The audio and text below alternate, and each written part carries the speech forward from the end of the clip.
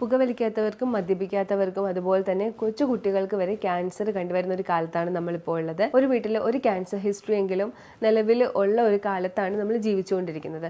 അപ്പം ഇത്തരം ക്യാൻസർ വരാതിരിക്കാൻ എന്തൊക്കെ ചെയ്യാം? ക്യാൻസർ വരാതിരിക്കാനായിട്ട് നമ്മൾ എങ്ങനെയാണ് നമ്മുടെ ആരോഗ്യം നോക്കേണ്ടത്, വൈറ്റമിൻസും മിനറൽസും ഒക്കെ എങ്ങനെയാണ് എടുക്കേണ്ടത്, എത്ര ഒരു ഗ്യാപ്പിൽ എടുക്കണം, എന്തൊക്കെയാണ് ശ്രദ്ധിക്കേണ്ടത് എന്നൊക്കെയാണ് ഇന്നത്തെ വീഡിയോയിലൂടെ നമ്മൾ ഡിസ്കസ് ചെയ്യുന്നത്. ഞാൻ ഡോക്ടർ ആമിന, QNB ഹെൽത്ത് കെയറിലെ മെഡിക്കൽ ഓഫീസറാണ്.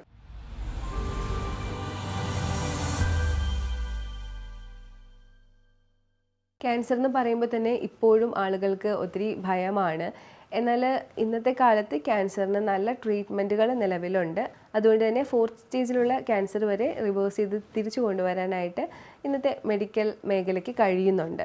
എന്നാൽ ഒരു ക്യാൻസർ വന്ന പേഷ്യൻറ്റിന് ഏറ്റവും കൂടുതൽ ശ്രദ്ധിക്കേണ്ടത് അവരുടെ മാനസികമായിട്ടുള്ള ആരോഗ്യവും അതുപോലെ തന്നെ അവരുടെ ചുറ്റുപാടുമാണ്. എന്നിരുന്നാൽ കൂടി ഇന്നും പല കേസുകളും പുതിയതായി ഉണ്ടാകുന്ന കേസുകൾ, അതുപോലെ തന്നെ മ്യൂട്ടേറ്റഡ് ആയിട്ടുള്ള കേസുകൾ, അഗ്രസീവായിട്ടുള്ള ഗ്രോത്ത് ഒക്കെ നിലവിലുണ്ട്. അപ്പോൾ അതിൽ വലുതായിട്ട് മാറ്റങ്ങളൊന്നും വരുത്താൻ പറ്റുന്നില്ലെങ്കിലും പൊതുവായി കണ്ടുവരുന്ന പലതരത്തിലുള്ള ക്യാൻസർ, അതായത് breast cancer, lymphoma, blood cancer, അങ്ങനെ ബേസിക് ആയിട്ട് ഒരുപാട് ട്രീറ്റ് ചെയ്ത് വരുന്ന ലങ് ക്യാൻസർ, കോളൻ ക്യാൻസർ പോലുള്ള കേസസ് നല്ല രീതിയിൽ തന്നെ ട്രീറ്റ് ചെയ്ത് വരുന്നുണ്ട്.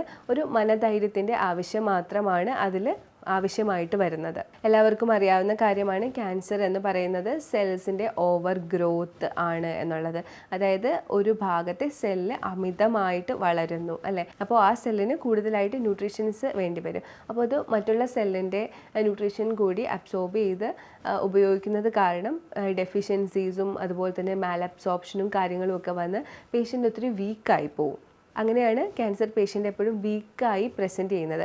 ക്യാൻസർ പേഷ്യൻസ് എപ്പോഴും വീക്കായിരിക്കും. അതുപോലെ തന്നെ അവർക്ക് വെയ്റ്റ് ലോസ് ഉണ്ടാവും, അവർക്ക് ഒരുപാട് ചുമ ചിലപ്പോൾ ഉണ്ടാവും. അതുപോലെ തന്നെ ചുമച്ച് തുപ്പുമ്പോൾ അതിനകത്ത് രക്തം ഉണ്ടാവാം.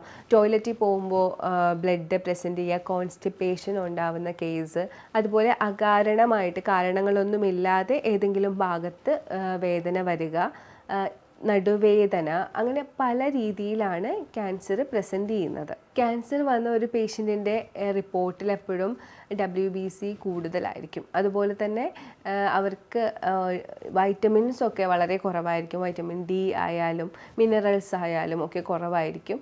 അവരുടെ ഇൻഫെക്ഷൻ റിലേറ്റഡ് ആയിട്ടുള്ള കൗണ്ടുകൾ, അതായത് നമ്മുടെ ESR, CRP അതുപോലെ ഉള്ള കൗണ്ടുകൾ, ASO ഒക്കെ വളരെ കൂടുതലായിരിക്കും. അങ്ങനെ ഒരു റിപ്പോർട്ടാണ് എന്നുണ്ടെങ്കിൽ അവർക്ക് എന്തൊരു ബുദ്ധിമുട്ടാണോ ഉള്ളത്, ഇപ്പോൾ ചുമയാണോ ഉള്ളതെങ്കിൽ അത് റിലേറ്റഡ് ആയിട്ടുള്ള സ്കാനുകൾ എടുക്കേണ്ടതാണ്. സാധാരണ എക്സ്റേയിലൊന്നും ഇത്തരം ക്യാൻസർ നമുക്ക് കണ്ടുപിടിക്കാൻ കഴിയില്ല. എപ്പോഴും CT സ്കാനും അൾട്രാസൗണ്ടും ഒക്കെ എടുത്തെങ്കിൽ മാത്രമേ, CT സ്കാൻ മെയിനായിട്ട് എടുത്തെങ്കിൽ മാത്രമേ എന്തെങ്കിലും ചെറിയ രീതിയിലുള്ള മാറ്റങ്ങൾ ബോഡിയിലെ സെല്ലിന് ഉണ്ടായിട്ടുണ്ടോ എന്ന് നമുക്ക് മനസ്സിലാകുള്ളൂ. അപ്പോൾ നിങ്ങൾക്ക് വിട്ടുമാറാതെ ഇത്തരം പ്രശ്നങ്ങൾ, എന്തെങ്കിലും വിട്ടുമാറാത്ത വേദനകൾ, എന്താണെന്ന് അറിയാൻ വയ്യാത്ത വേദനകൾ, അതുപോലെ തന്നെ പെട്ടെന്ന് ഡ്രാസ്റ്റിക് ആയിട്ട് വെയിറ്റ് കുറയുന്ന ഒരവസ്ഥയുണ്ട്, പെട്ടെന്നൊരു 10 കിലോ ഒക്കെ കുറഞ്ഞു പോവുക, അങ്ങനത്തെ വെയിറ്റ് ലോസ് ഒക്കെ കാണുന്നുണ്ട്, നല്ല വീക്കായിട്ട് തോന്നുന്നുണ്ടെന്നുണ്ടെങ്കിൽ ഉറപ്പായിട്ടും ഒരു ഡോക്ടറെ കണ്ട് കൃത്യമായിട്ട് കാര്യങ്ങൾ പറയാം. എനിക്ക് ഇത്രയും പ്രശ്നങ്ങളുണ്ട് എന്ന് തന്നെ പറയാം. പെട്ടെന്ന് ഡോക്ടേഴ്സ് ക്യാൻസർ എന്ന് പറയുന്നൊരു ഡയഗ്നോസിസിലേക്ക് വരില്ല. അപ്പോൾ നമുക്കുള്ള പ്രശ്നങ്ങൾ കൃത്യമായിട്ട് പ്രസൻറ്റ് ചെയ്യുക. അതുപോലെ തന്നെ ഇത് കേൾക്കുമ്പോൾ ചെറുതായിട്ട് തലവേദന വരുന്നവർ, ഇടക്ക് വേദന, എന്തെങ്കിലുമൊക്കെ ജോലി ചെയ്ത് വരുന്ന വേദന, അതൊക്കെ ഉള്ളവർ വെറുതെ ഓവറായിട്ട് ടെൻഷൻ അടിക്കാതിരിക്കുക.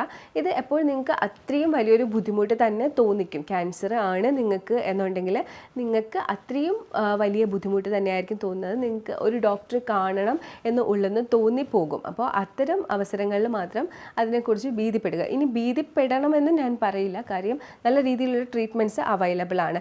അതിനെ ഫേസ് ചെയ്യാനുള്ളൊരു മനധൈര്യം മാത്രം നിങ്ങൾക്ക് ഉണ്ടായാലും മതി. ക്യാൻസർ ആണെന്നുള്ളൊരു 9 സൈൻ എന്താണെന്ന് കൂടി ഞാൻ ഇതിന് കൂട്ടത്തിൽ പറയാം. ഒരുപാട് ക്ഷീണം അനുഭവപ്പെടുക, ഞാൻ നേരത്തെ പറഞ്ഞായിരുന്നു. അപ്പോൾ വിട്ടുമാറാത്ത ക്ഷീണം, എപ്പോഴും ക്ഷീണം, ഒന്നും ചെയ്യാൻ കഴിയാത്ത ക്ഷീണം. അപ്പോൾ പല കേസിലും ക്ഷീണം അനുഭവപ്പെടും. ഇപ്പം തൈറോയിഡിൻ്റെ കേസിലൊക്കെ ക്ഷീണം അനുഭവപ്പെടാറുണ്ട്. അതുപോലെ തന്നെ ക്രമാതീതമായിട്ട് വെയിറ്റ് ലോസ്, പെട്ടെന്ന് വല്ലാണ്ട് വെയിറ്റ് ലോസ്.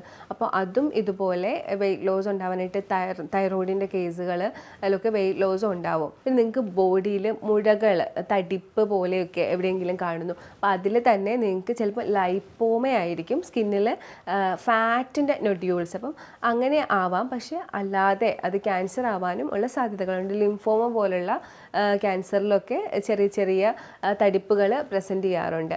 അപ്പോൾ ചെറിയ ചെറിയ മുഴകൾ കാണുന്നുണ്ട്. ഈ ഒരു സിംറ്റംസ് ഞാൻ നേരത്തെ പറഞ്ഞ പോലെ ക്ഷീണവും വെയിറ്റ് ലോസും ഒക്കെ ഉണ്ട് കൂടെ ഉണ്ടെങ്കിൽ ഉറപ്പായിട്ടും അതിനെ നെഗ്ലക്റ്റ് ചെയ്യാതിരിക്കുക. അതുപോലെ തൈറോയ്ഡ് പേഷ്യൻസിലും ബ്രസ്റ്റിൽ വരുന്ന തടിപ്പും ഒക്കെ നമ്മൾ ശ്രദ്ധിക്കേണ്ടതുണ്ട്. തൈറോയ്ഡ് പേഷ്യൻസിന് അയഡിൻ്റെ കുറവുണ്ടാകുന്നതും ബ്രസ്റ്റിൽ വരുന്ന തടിപ്പും ഒക്കെ നമ്മൾ ശ്രദ്ധിക്കണം. അതിന് നമുക്ക് മാമോഗ്രാമോ USGയോ ഒക്കെ എടുത്തു നോക്കി അയഡിൻ ടെസ്റ്റൊക്കെ എടുത്തു നോക്കിയിട്ട് അത് ക്യാൻസർ ആണോ എന്ന് വിലയിരുത്താം. മിക്കതും ബിനൈൻ ആയിരിക്കും. ബിനൈൻ എന്ന് പറയുമ്പോൾ ക്യാൻസർ ആയിരിക്കില്ല, ക്യാൻസർ അല്ലാത്ത ഗ്രോത്ത് ആയിരിക്കും. ഇടയ്ക്കിടെ പനി വരിക, അതുപോലെ തന്നെ രാത്രിയിൽ കൂടുതലായിട്ട് പനി വരിക, രാപ്പനി എന്നൊക്കെ പറയും, രാത്രി മാത്രം പനി വരിക, ഇങ്ങനെ അടിക്കടി വരുന്നുണ്ടെങ്കിൽ ശ്രദ്ധിക്കുക. അപ്പോൾ സ്കൂളിലൊക്കെ പോകുന്ന കുട്ടികളുള്ള വീട്ടിൽ ഇടയ്ക്കിടയ്ക്ക് വരുന്ന ജലദോഷപ്പനി ആണെങ്കിൽ അത് വരുന്നു എന്ന് പറഞ്ഞ് നിങ്ങൾ പേടിക്കേണ്ട.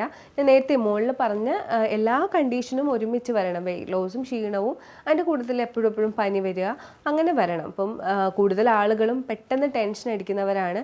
അപ്പോൾ ഇത് കണ്ടുകൊണ്ട് അയ്യോ വീട്ടിൽ ഒത്തിരി പനി വരുന്നു എന്നുള്ള, എനിക്ക് ഒത്തിരി പനി വരുന്നു, അങ്ങനെ ഒരു ടെൻഷൻ വേണ്ട. ഈ എല്ലാ കാര്യങ്ങളും ഒരുമിച്ച് വരുന്നതാണ് അതിൻ്റെ ഒരു സിംറ്റം എന്ന് പറയുന്നത്.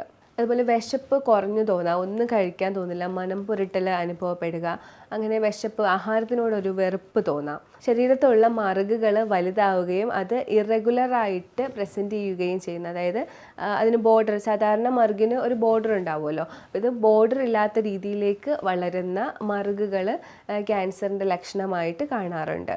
മുറിവുകൾ വന്നാൽ ഉണങ്ങാതെ ഒരുപാട് വേദനയോടുകൂടി പ്രസൻറ്റ് ചെയ്ത് നിൽക്കാറുണ്ട്. അപ്പോൾ ഇത് ഡയബറ്റിക് പേഷ്യൻസിന് മുറിവ് ഉണങ്ങാറില്ല. അപ്പോൾ അങ്ങനെ വരുന്നതൊന്നും നിങ്ങൾ ടെൻഷൻ അടിക്കരുത്. വേറെ കുഴപ്പമൊന്നുമില്ല, ഡയബറ്റീസ് ഒന്നും അല്ല. ക്ഷീണവും ഈ വിശപ്പില്ലായ്മയും ഈ ഒരു വെയിറ്റ് ലോസും ഒക്കെ ഉണ്ട്. എന്നിട്ട് മുറിവ് കൂടെ വന്ന് അത് ഉണങ്ങാതിരിക്കുന്ന, മുറിവൊക്കെ വരുമ്പോൾ ഉണങ്ങാതിരിക്കുന്ന അവസ്ഥയുണ്ടെങ്കിൽ നമ്മൾ അത് നെഗ്ലക്റ്റ് ചെയ്യാതെ പെട്ടെന്നൊരു ഡോക്ടറെ കാണണം.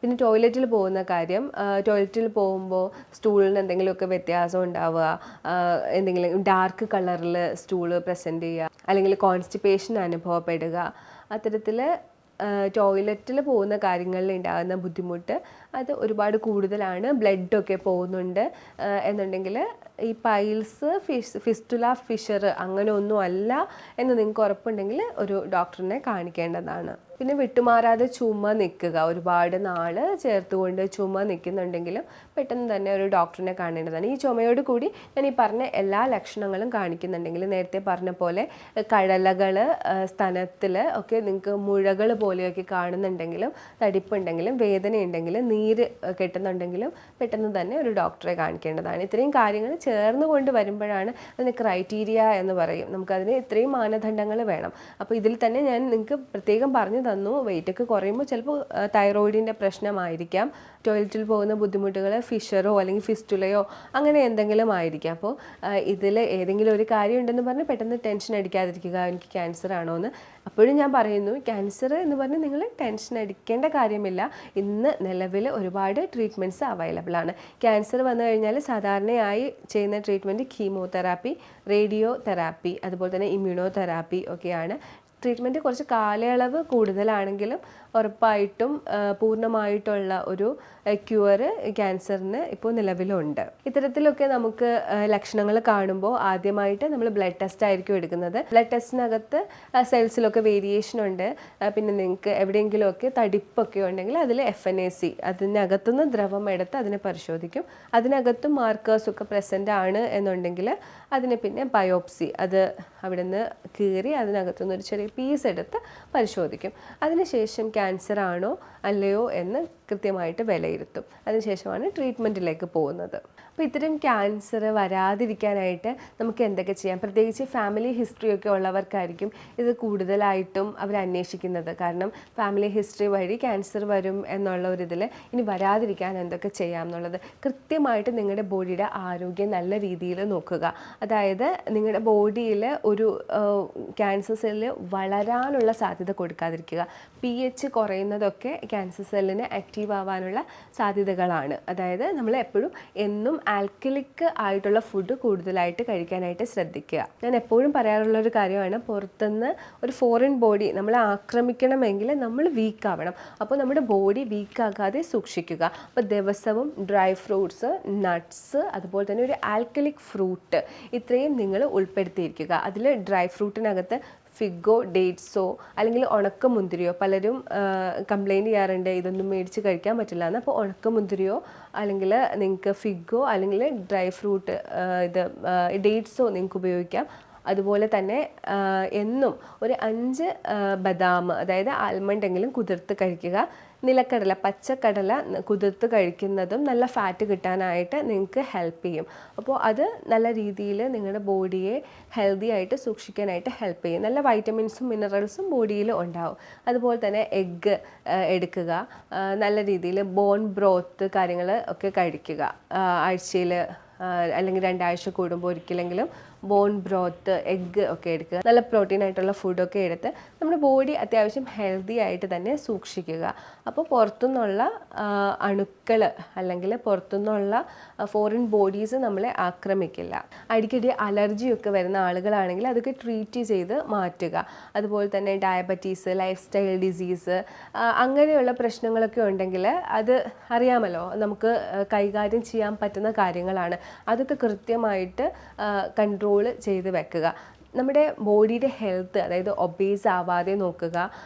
നല്ലൊരു ഐഡിയൽ ആയിട്ടുള്ള വെയിറ്റ് കീപ്പ് ചെയ്യാനായിട്ടൊക്കെ ശ്രദ്ധിക്കുക. നല്ല രീതിയിൽ എക്സസൈസ് ചെയ്യുക. എക്സസൈസ് ഒരുപാട് ഹെൽപ്പ് ചെയ്യും, അതായത് ആൻറ്റി ക്യാൻസറസ് ആയിട്ട് നമ്മുടെ ബോഡി സൂക്ഷിക്കാനായിട്ട്. അപ്പോൾ നന്നായിട്ട് എക്സസൈസ് ചെയ്യുക. പിന്നെ നിങ്ങൾ പലയിടത്തും കേട്ടിട്ടുണ്ടാവും വൈറ്റമിൻ സി, നാരങ്ങ എടുക്കുന്നത് മൂലം നിങ്ങൾക്ക് ക്യാൻസർ വരില്ല എന്ന്. അപ്പോൾ നാരങ്ങയൊക്കെ ആഴ്ചയിൽ ഒരു 3 ദിവസമെങ്കിലും നാരങ്ങയും ഹണിയും ചേർത്തിട്ടുള്ള ലൈം ഹണി വാട്ടർ എടുക്കാനായിട്ട് ശ്രദ്ധിക്കുക. അപ്പോൾ ഇതൊക്കെ നമ്മൾ എഫേർട്ട് ഇട്ടെങ്കിൽ മാത്രമേ നമുക്ക് കൃത്യമായിട്ട് കൺസിസ്റ്റൻ്റ് ആയിട്ട് നമ്മുടെ ബോഡിയിൽ അപ്ലൈ ചെയ്ത് കൊടുക്കാനായിട്ട് കഴിയുള്ളൂ. പിന്നെ എപ്പോഴും പറയുന്നത് പോലെ നമുക്ക് ഉപകാരമില്ലാത്ത ഫുഡ്, അതായത് പോളിഷ്ഡ് റൈസ് ആയാലും മൈദ ആയാലും അതിൻ്റെയൊക്കെ ഉപയോഗം കുറയ്ക്കുക. കാരണം അത് പുറന്തള്ളാനായിട്ടും അതിൻ്റെ മെറ്റബോളിസത്തിനായിട്ടും ഒക്കെ കൂടുതലായിട്ട് എനർജി യൂട്ടിലൈസ് ചെയ്ത് നമ്മുടെ എനർജി നശിച്ചുകൊണ്ടിരിക്കും. അപ്പോൾ അങ്ങനത്തെ ഫുഡുകൾ കഴിക്കാതെ കൂടുതലായിട്ടും ന്യൂട്രീഷൻ റിച്ച് ആയിട്ടുള്ള ഫുഡുകൾ കൂടുതലായിട്ട് കഴിക്കുക. പ്രോട്ടീൻ, നല്ല ഫാറ്റ്, വൈറ്റമിൻസ്, മിനറൽസ് ഒക്കെ അടങ്ങിയിട്ടുള്ള ഫുഡ് കൂടുതലായിട്ട് ഉൾപ്പെടുത്തുക. ഇനി ഇത്രയൊക്കെ നിങ്ങൾ നോക്കുന്നുണ്ട്, നന്നായി വെള്ളം കുടിക്കുക. ഇത്രയൊക്കെ നോക്കുന്നുണ്ട്, എക്സസൈസ് കാര്യങ്ങൾ. ഇതിൻ്റെ കൂട്ടത്തിൽ നിങ്ങൾ ശ്രദ്ധിക്കാനുള്ളത് vitamin A, D, E, K, ഇതൊക്കെ നിങ്ങൾക്ക് കൃത്യമായിട്ട് സപ്ലൈ ചെയ്യുന്നുണ്ട് ബോഡിയിലേക്ക് എന്നുള്ളത് നിങ്ങൾ ശ്രദ്ധിക്കുക. ബി കോംപ്ലക്സ് വൈറ്റമിൻസ്, അതിൽ തന്നെ തയമിൻ വളരെ ഇമ്പോർട്ടൻ്റ് ആണ്. തയമിനും പിന്നെ B6 എന്ന് പറയുന്ന വൈറ്റമിനും B9 ഒക്കെ നിങ്ങൾ കൃത്യമായിട്ട് ബോഡിയിൽ ഉണ്ടെന്ന് ഉറപ്പ് വരുത്തുക. വൈറ്റമിൻസ് നിങ്ങൾ അതിൻ്റെ വൈറ്റമിൻ ടാബ്ലറ്റ്സ് നിങ്ങൾക്ക് കൃത്യമായിട്ട് കിട്ടുന്നില്ല, ടെസ്റ്റ് ചെയ്തിട്ട് കുറവുണ്ടെങ്കിൽ വൈറ്റമിൻ ടാബ്ലറ്റ്സ് ഒക്കെ നിങ്ങളുടെ ഒരു ഡോക്ടറുടെ, ഫാമിലി ഡോക്ടറോ അല്ലെങ്കിൽ ഏതെങ്കിലും ഒരു ഡോക്ടറുടെ പ്രിസ്ക്രിപ്ഷനോട് കൂടി കഴിക്കുക. അതൊരു 3 മാസം ഇടവിട്ട് ചെക്ക് ചെയ്ത് വൈറ്റമിൻസ് കൃത്യമാണെന്ന് ഉറപ്പുവരുത്തുക. 1 വർഷം വരെ നിങ്ങളങ്ങനെ ഫോളോ ചെയ്യുകയാണെങ്കിൽ നിങ്ങൾക്ക് പതുക്കെ 3 months once അല്ലെങ്കിൽ 6 months once ഇത്തരം ടാബ്ലറ്റ്സ് എടുക്കേണ്ടി വരുള്ളൂ. അപ്പോൾ അത്തരം രീതിയിൽ വൈറ്റമിൻസ്, മിനറൽസ് കൂടി നിങ്ങൾ കൃത്യമായിട്ട് കൊണ്ടുപോവുക. ഇത്രയൊക്കെ നിങ്ങൾ ചെയ്യുകയാണെങ്കിൽ വളരെ ഈസി ആയിട്ടൊന്നും ക്യാൻസർ നിങ്ങളെ അറ്റാക്ക് ചെയ്യില്ല. എന്നാൽ ഈ പറഞ്ഞതുപോലെ ഈ ക്യാൻസർ സെല്ല് ആക്റ്റീവ് ആവാനാണ് സാധ്യത എന്നുണ്ടെങ്കിൽ ചിലപ്പോൾ ആക്റ്റീവ് ആയേക്കാം. എന്നാൽ കൂടി നിങ്ങൾക്ക് പെട്ടെന്ന് തന്നെ അതിനെ പ്രതിരോധിക്കാനും ഒരു മരണത്തിലേക്ക് പോകുന്ന അവസ്ഥയിൽ നിന്ന് നിങ്ങൾക്ക് പ്രതിരോധിക്കാനും പറ്റും. അപ്പോൾ ഇത് ക്യാൻസറിനെ ചെറുക്കാൻ വേണ്ടി മാത്രമല്ല, കംപ്ലീറ്റ് ആയിട്ട് ഒരു ഹെൽത്തി ബോഡി കിട്ടാനായിട്ട് ഇതൊക്കെയാണ് ചെയ്യേണ്ടത്. അപ്പോൾ ഞാൻ ക്യാൻസറിനെ കുറിച്ച് നിങ്ങൾക്ക് പറഞ്ഞു തന്ന ഈ കാര്യങ്ങളൊക്കെ നിങ്ങൾക്ക് ഉപയോഗപ്രദമായെന്ന് തന്നെയാണ് വിചാരിക്കുന്നത്.